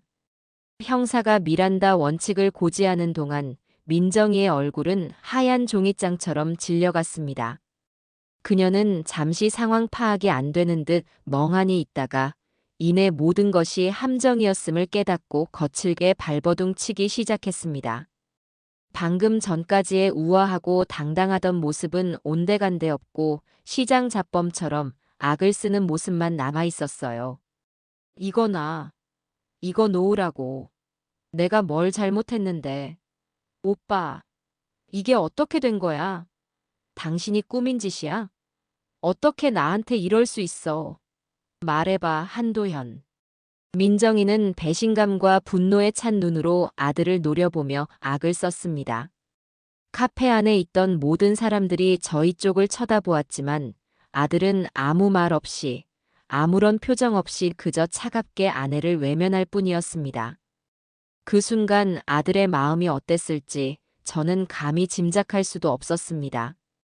아들의 얼굴 위로 그동안의 사랑과 배신, 분노와 슬픔이 폭풍처럼 스쳐 지나가는 것 같았어요. 상황실 모니터를 통해 그 모든 광경을 지켜보던 저도 모르게 뜨거운 눈물을 흘리고 있었습니다. 그것은 기쁨의 눈물도 슬픔의 눈물도 아니었습니다. 내 아들의 인생을 망가뜨린 악마가 드디어 심판을 받게 되었다는 안도감과 그 과정에서 아들이 겪어야 했던 끔찍한 고통에 대한 미안함이 뒤섞인 아주 복잡한 눈물이었습니다. 옆에 있던 박 사무장이 제 어깨를 가만히 다독여 주었습니다. 어머니 해내셨습니다. 어머님께서 해내신 겁니다. 백민정은 결국 형사들의 손에 이끌려 카페 밖으로 끌려나갔습니다. 그녀의 손목에는 차가운 수갑이 채워져 있었어요. 호텔의 화려한 로비에 울려 퍼지는 그녀의 비명소리를 들으며 저는 길고 길었던 악몽이 드디어 끝났음을 실감했습니다. 하지만 이건 완전한 끝이 아니었어요. 뱀의 머리는 잘랐지만 그 뒤에 숨어있는 팀장이라는 몸통을 찾아내고 제 아들과 피해자들이 입은 깊은 상처를 치유해야 할 기나긴 길이 아직 남아 있었습니다. 저는 눈물을 닦고 텅 빈 카페에 망연자실하게 앉아있는 아들을 향해 무거운 발걸음을 옮기기 시작했습니다. 백민정이 호텔 로비에서 짐승처럼 울부짖으며 끌려나간 그날 이후 저희 가족의 삶은 이전과는 완전히 다른 국면으로 접어들었습니다. 뱀의 머리는 잘랐지만 그 몸뚱이가 꿈틀거리며 남긴 도끼는 생각보다 훨씬 지독하고 끈질겼어요. 아니나 다를까 바로 다음 날 아침부터 신문과 텔레비전 뉴스에서 귀부인 행세 사기꾼, 호텔서 검거, 수십억대 노인 상대 금융사기, 조직 적발 같은 자극적인 제목의 기사들이 융단 폭격처럼 쏟아져 나오기 시작했습니다. 누군가 몰래 찍은 것이 분명한 수갑을 찬 채 형사들에게 끌려나가는 민정이의 흐릿한 사진이 온 인터넷을 뒤덮었습니다. 세상은 순식간에 이 떠들썩한 사건에 열광했고 저희는 그 원치 않는 관심의 한복판에 죄인처럼 서게 되었습니다. 집 전화와 제 휴대폰은 쉴 새 없이 울려댔습니다. 어떻게 알았는지 온갖 언론사의 기자들은 끈질기게 전화를 걸어 심정이 어떠냐, 며느리가 사기꾼인 걸 언제부터 알았냐, 남편도 공범이 아니냐 같은 칼날처럼 날카롭고 무례한 질문들을 쏟아냈습니다. 저는 모든 전화의 응답을 거부하고 아예 전화선을 뽑아버렸습니다. 어떤 기자는 저희 집 앞까지 찾아와서는 마치 대단한 특종이라도 잡은 양 카메라를 들이밀며 이웃들을 붙잡고 인터뷰를 시도하기도 했습니다. 덕분에 저희는 동네의 파다한 구경거리가 되었고 한동안 집 밖으로 한 발짝도 나갈 수가 없었어요. 지금 제게 가장 중요한 것은 피해자분들의 신원을 보호하고 아직 아무것도 모르는 어린 손주 준서와 제 아들 도현이를 이 진흙탕 싸움에서 지켜내는 것이었습니다. 아들은 그날 이후로 완전히 무너져 내렸습니다. 다니던 회사는 결국 그만두었어요. 더 이상 정상적인 사회생활을 할 수 있는 상태가 아니었지요. 그는 멍하니 허공만 바라보거나 밤새 잠 못 이루고 괴로워했습니다. 사랑했던 아내에 대한 배신감, 아들을 제대로 지키지 못했다는 죄책감, 그리고 자신의 무지함이 수많은 피해자를 낳았다는 자책감이 뒤섞여 제 아들을 산채로 갉아먹고 있었습니다. 특히 아들은 준서에게 이 상황을 어떻게 설명해야 할지 몰라 가장 힘들어했습니다. 엄마는 언제 와? 왜 어제부터 엄마가 안 보여? 친구들은 엄마가 텔레비전에 나왔다는데 나쁜 사람으로 나왔어? 유치원에 다녀온 준서가 울먹이며 묻는 말에 아들은 심장이 갈기갈기 찢어지는 것 같았다고 합니다. 차마 대답을 하지 못하고 입술만 깨무는 아들 대신 결국 제가 나서야만 했어요. 저는 준서를 조용히 제 무릎에 앉히고 아이의 눈높이에 맞춰 최대한 쉬운 말로 이야기해 주었습니다. 준서야, 엄마가 지금 아주 많이 아파서 멀리 병원에 갔어. 그래서 오랫동안 못 올 거야. 그리고 텔레비전에 나온 사람들은 엄마랑 닮은 다른 사람이었을 거야. 우리 준서가 잘못 본 거야. 엄마는 우리 준서 많이 사랑하셔. 그러니까 그동안은 할머니랑 아빠랑 같이 씩씩하게 지내는 거야. 알았지? 거짓말로 또 다른 상처를 만드는 것 같아 마음이 아팠지만 지금으로서는 그것이 최선이었습니다. 준서는 금방이라도 울음을 터뜨릴 것 같은 얼굴로 고개를 끄덕였습니다. 그 작은 아이의 마음에 얼마나 큰 상처가 생겼을지 저는 감히 가늠조차 할 수 없었습니다. 아들은 그 모습을 지켜보며 소리 없이 눈물만 흘렸습니다. 저는 무너져 내리는 아들을 억지로 일으켜 세워 밥을 먹이고 억지로 잠을 재우며 그가 이 끔찍한 시간을 버텨낼 수 있도록 안간힘을 썼습니다. 그리고 예상했던 또 다른 폭풍이 몰아닥쳤습니다. 바로 사돈 내외의 등장이었지요. 민정이가 유치장에 수감된 지 사흘째 되던 날 안사돈에게서 먼저 전화가 걸려왔습니다. 그녀는 다짜고짜 제게 귀가 찢어질 듯한 괴성을 질러댔습니다. 여보세요. 김영심 씨? 당신이지. 내 딸한테 무슨 짓을 한 거야? 당신이 경찰에 신고했다며. 어떻게 시험이라는 인간이 며느리 앞길을 이렇게 막을 수가 있어. 당장 내 딸 안 빼내. 사부인, 지금 제정신으로 하시는 말씀이세요? 따님이 무슨 짓을 했는지 정말 모르시는 겁니까? 몰라. 알고 싶지도 않아. 우리 민정이는 착해서 누가 시키면 시키는 대로 하는 애야. 분명히 당신 아들이 시켰겠지. 내 딸 인생 망쳤으니 당신들 인생도 내가 가만 안 둘 거야. 말이 통하지 않았습니다. 그들은 진실을 들으려 하지 않았어요. 그저 자신들의 딸이 저지른 죄의 무게를 어떻게든 남에게 떠넘기려는 생각뿐이었습니다.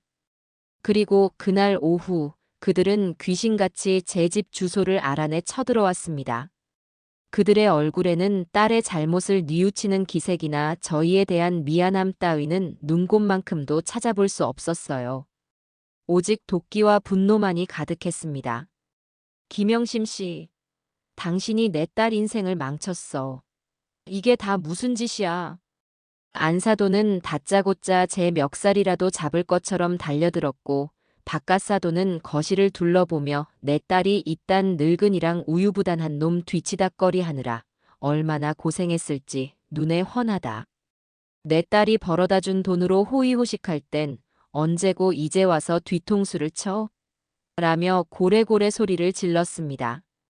저는 기가 막혀서 말도 나오지 않았습니다. 지금 제정신으로 하시는 말씀들입니까? 당신들 딸이 무슨 짓을 했는지 뉴스도 못 보셨어요? 수십 명의 인생을 망가뜨리고 사람까지 죽게 만든 범죄자입니다. 닥쳐. 우리 민정이는 순진하고 착해서 남한테 싫은 소리 한 번 못하는 애야. 분명히 한서방, 저 인간이 바람을 넣었거나 아니면 돈 문제로 윽박질러서 어쩔 수 없이 한 짓일 거라고. 당신들이 내 딸을 그렇게 만든 거야. 안사돈의 뻔뻔한 주장에 옆에 서 있던 아들의 얼굴이 하얗게 질렸습니다. 적반하장도 유분수지요. 그들은 자신들의 딸이 저지른 끔찍한 범죄의 본질은 보려 하지 않고 어떻게든 남의 탓으로 돌려 책임을 회피하려는 속셈이었습니다. 그래서 원하시는 게 뭡니까?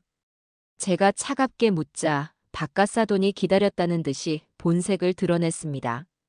원하는 거? 당연히 합의지. 당장 내 딸 풀어줄 생각 안 하고 뭐해?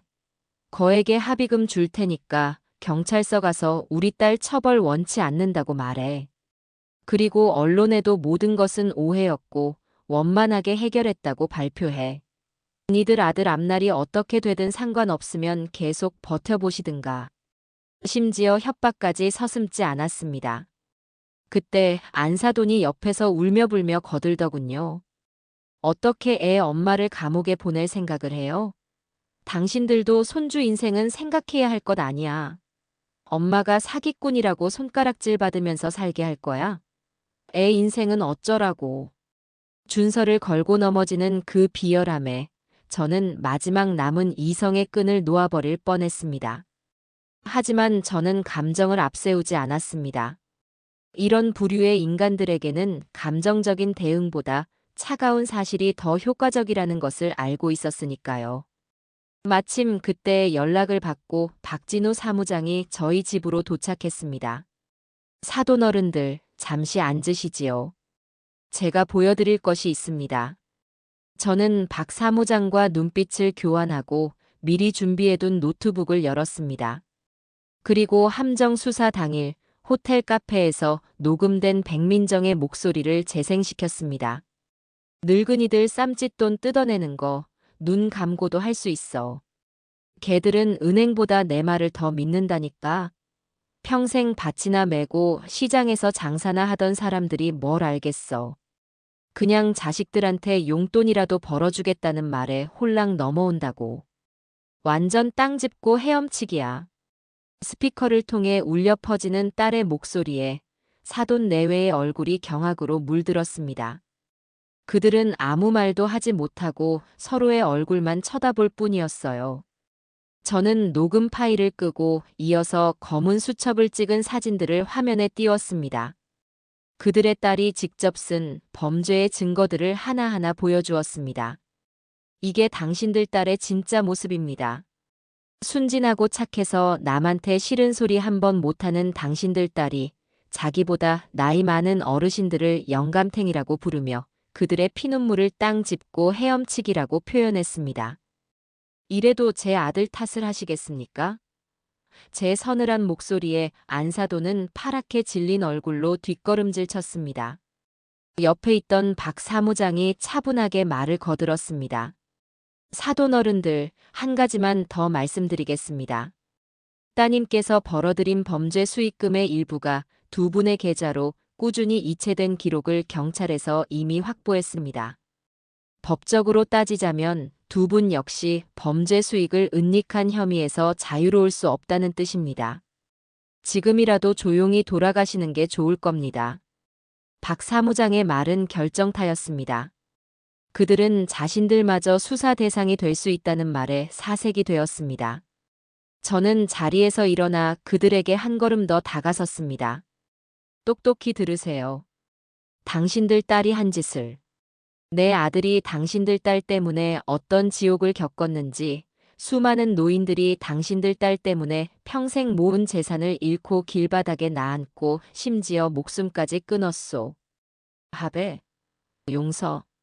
당신들 딸이 지은 죄는 당신들이 가진 돈 몇 푼으로 씻을 수 있는 게 아닙니다. 백민정은 죗값을 치를 겁니다. 아주 혹독하게요. 저는 마지막으로 그들의 눈을 똑바로 쳐다보며 경고했습니다.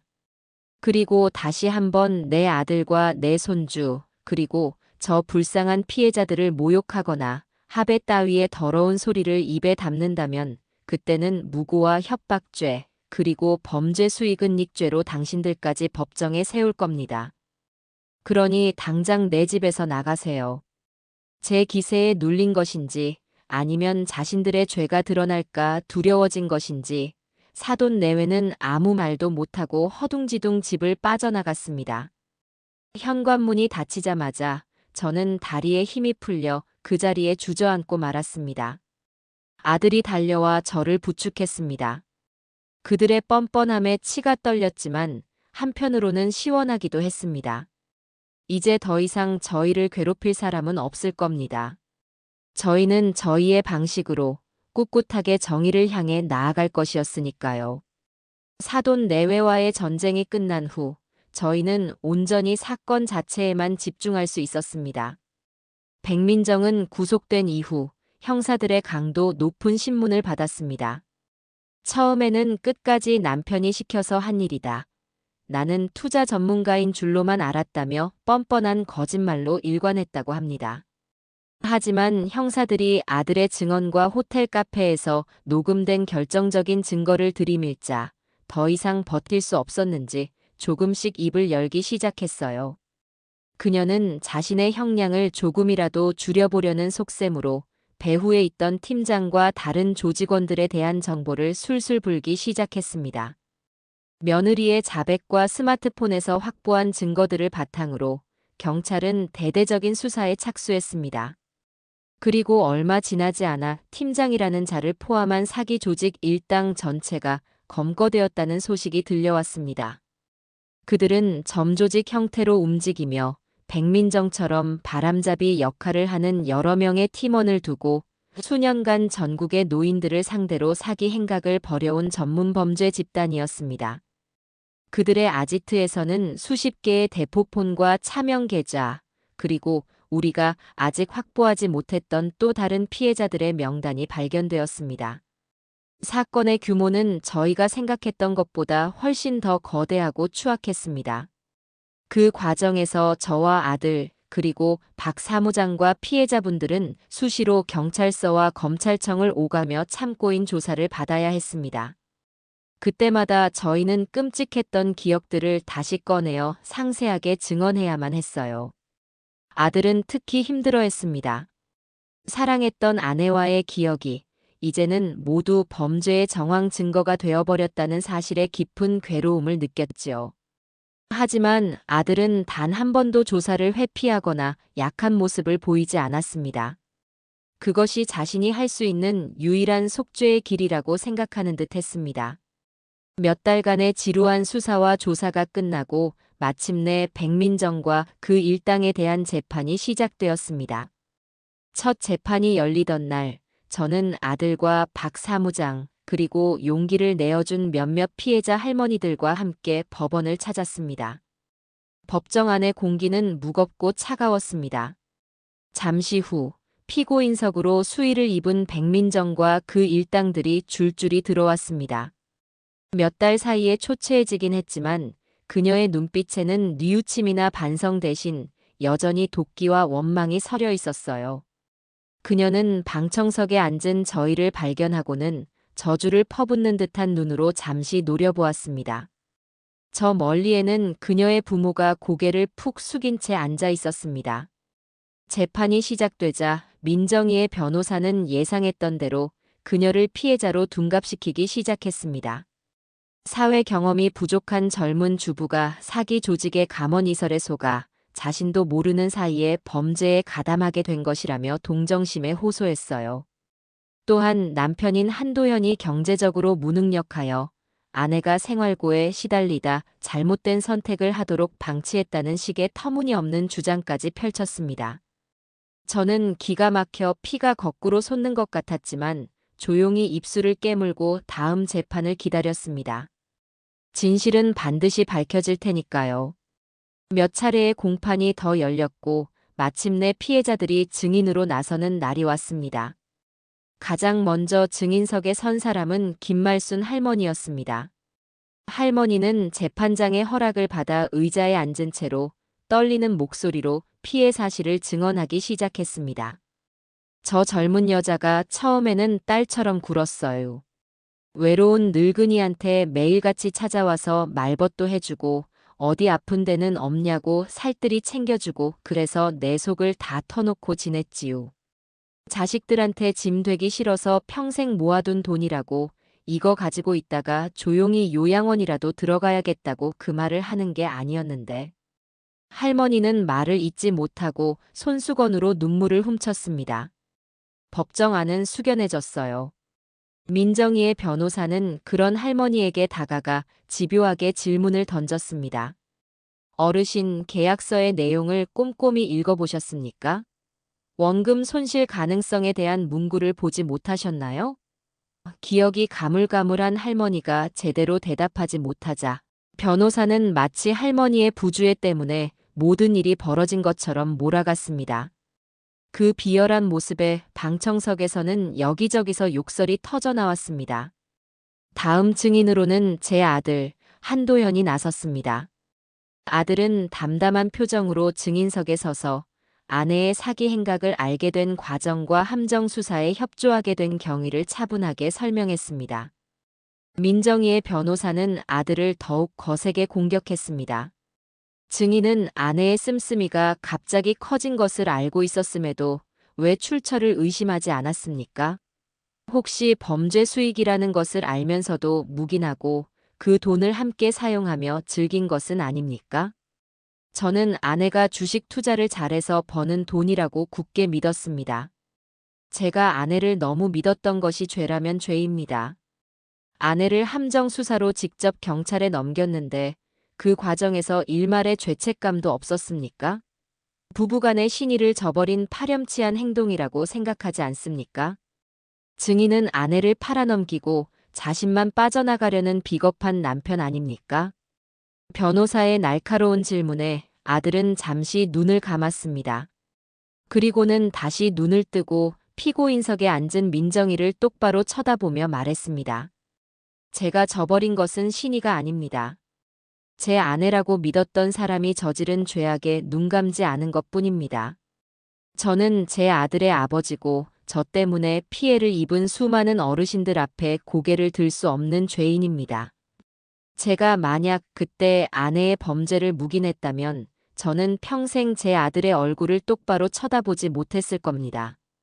제 아내가 아니 피고인 백민정이 합당한 처벌을 받게 하는 것이 제가 할 수 있는 유일한 도리라고 생각합니다. 아들의 단호한 증언에 변호사는 더 이상 아무 말도 하지 못했습니다. 재판이 진행되는 내내 고개를 뻣뻣이 들고 있던 백민정은 아들의 증언이 끝나자 처음으로 고개를 숙였습니다. 그리고 마침내 마지막 선고 공판일이 다가왔습니다.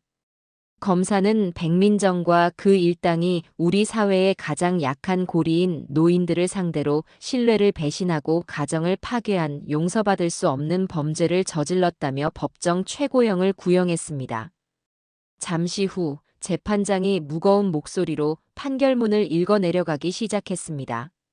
피고인 백민정을 포함한 피고인들은 치밀하고 계획적인 방법으로 다수의 피해자들을 기망하여 거액의 재산을 편취하였으면 이는 단순한 재산 범죄를 넘어 한 가정을 파탄에 이르게 하고 인간의 최소한의 신의마저 저버린 반사회적 범죄에 해당한다.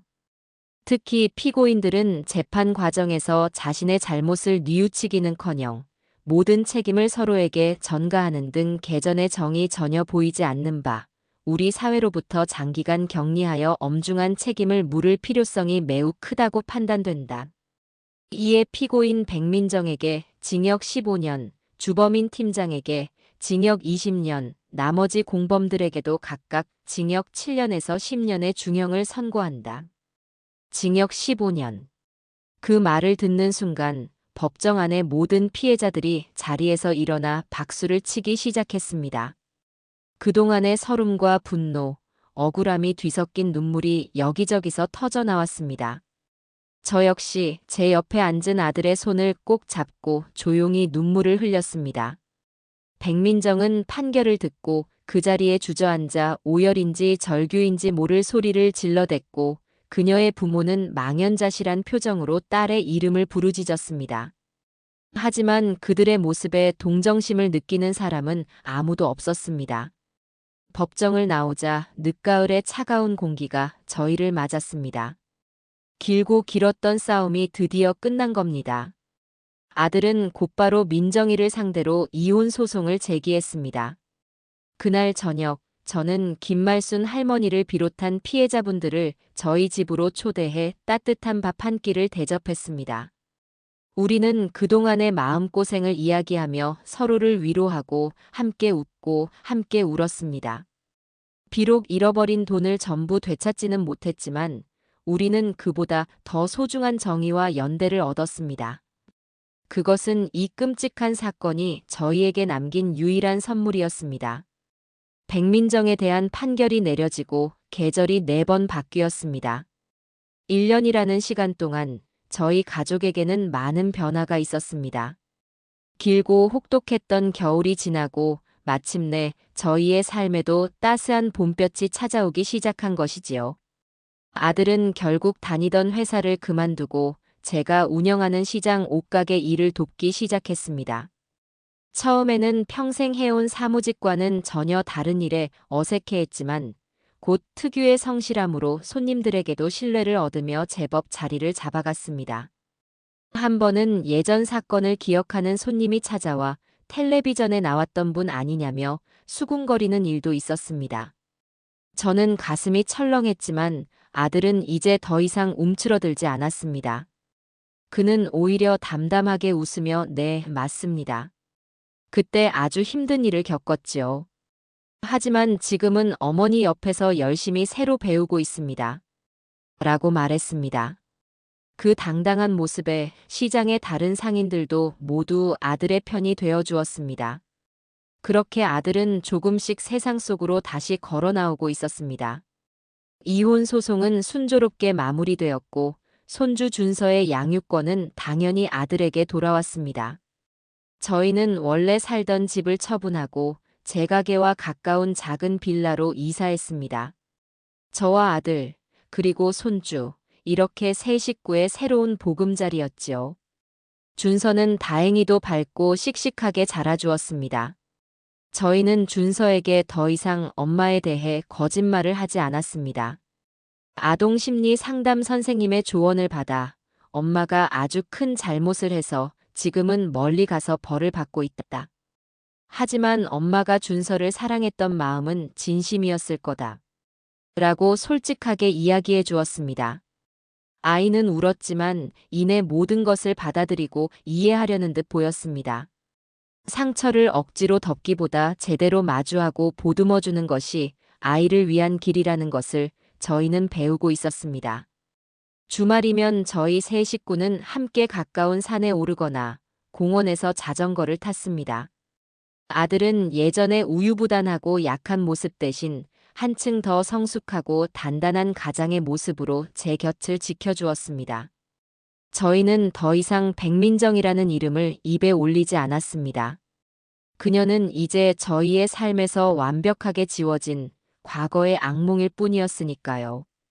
그러던 어느 날 우체통에 낯선 편지 한 통이 꽂혀 있었습니다. 발신지는 백민정이 수감된 교도소였습니다. 순간 심장이 철렁 내려앉았지만 저는 애써 태연하게 편지를 들고 집으로 들어왔습니다. 아들이나 준서가 보기 전에 처리해야겠다는 생각뿐이었어요. 방에 들어와 조심스럽게 편지를 뜯어보았어요. 편지지에는 빼곡하게 날카로운 분노가 담긴 글씨들이 적혀 있었습니다. 그것은 반성이나 사죄의 편지가 아니었습니다.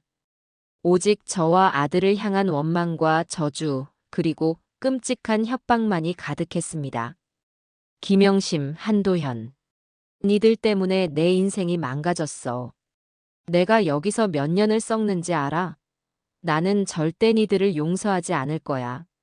내가 나가기만 해봐. 니들 인생을 지금보다 100배, 1000배 더 비참하게 만들어줄 테니까. 그리고 내 아들 준서 반드시 내가 데려올 거야. 니들 같은 것들 밑에서 내 아들을 크게 할 수는 없지. 두고 봐. 이건 끝이 아니야. 편지를 다 읽고 난 뒤 저는 잠시 동안 멍하니 앉아 있었습니다. 하지만 두렵거나 화가 나지는 않았어요. 오히려 불쌍하다는 생각이 들었습니다. 저 여자는 여전히 무엇을 잘못했는지 전혀 깨닫지 못하고 자신의 불행을 남의 탓으로만 돌리고 있었어요. 그녀는 15년이라는 시간 동안 감옥에 갇혀 있는 것이 아니라 자기 자신이 만든 증오와 원망이라는 감옥에 영원히 갇혀 살게 될 것이었습니다.